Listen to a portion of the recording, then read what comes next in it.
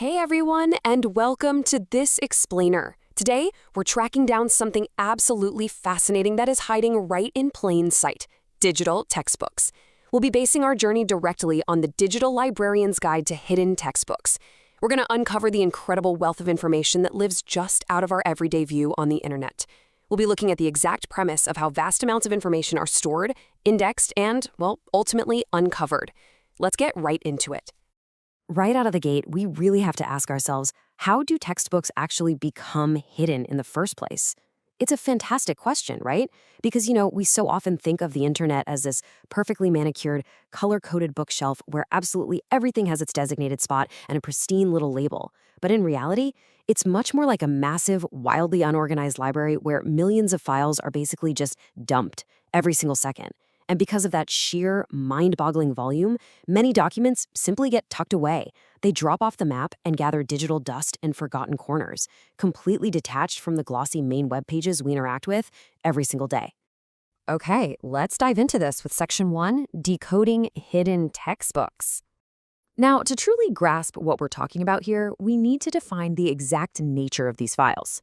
As our source outlines, a hidden textbook isn't some buried treasure requiring a hacker mask and a dark web browser. Actually, scratch that entirely. It is simply a standard run-of-the-mill digital PDF, sitting quietly on a regular server, basically invisible to casual surface-level browsing. You literally don't need to break into encrypted vaults. You just need specific legal or accidental search methods to pull these files into the light. They are there, fully accessible, if you just know the exact parameters to ask for.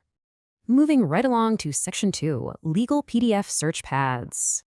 Now, what's really interesting here is this stark, almost architectural contrast in how we actually uncover these PDFs.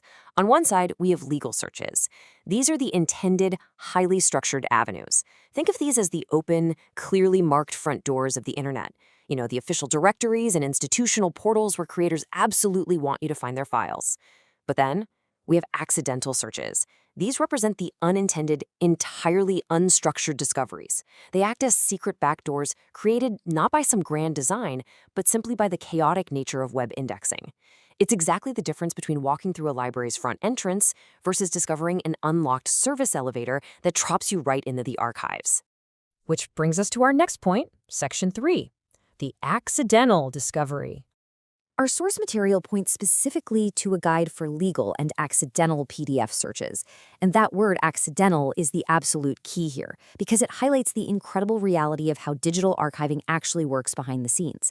The internet isn't perfectly curated and sorted by human hands, right?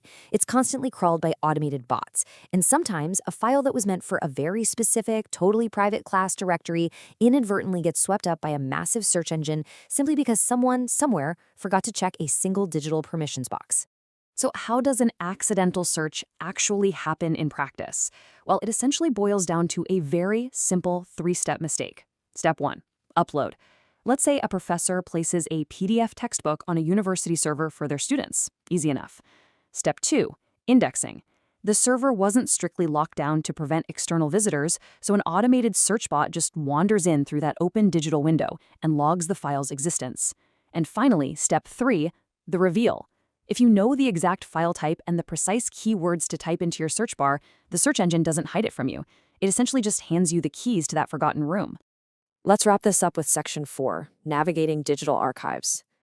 The guide essentially acts as a map for both the clearly marked paths and these highly lucrative accidental backdoor discoveries. So why does this actually matter to us? Because understanding these dual parameters entirely changes how you interact with the web. You transition from just casually browsing the surface to actively operating as a digital librarian. By leveraging these search mechanics to your profound advantage, you are suddenly empowered to unlock an incredible wealth of resources that are, quite literally, just quietly hiding in plain sight. Which leaves us with a massive, fascinating question. How much other digital knowledge is accidentally hidden out there just waiting for the exact right search?